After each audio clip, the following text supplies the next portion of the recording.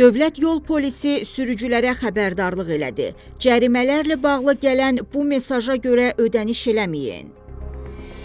Son zamanlar sosial şəbəkələrdə vətəndaşlara nəqliyyat vasitələri üzrə inzibati cərimə borcu olduğu barədə SMS bildirişlər göndərilməklə saxta internet səhifələrinə yönləndirən reklam və məlumatlar yayılır.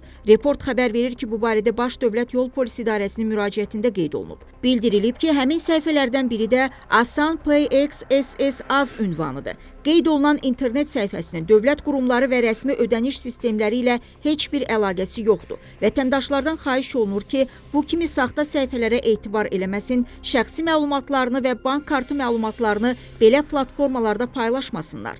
İnzibati cərimələrlə bağlı məlumatların yoxlanılması və ödənişlərin həyata keçirilməsi yalnız rəsmi dövlət platformaları vasitəsilə aparılmalıdır.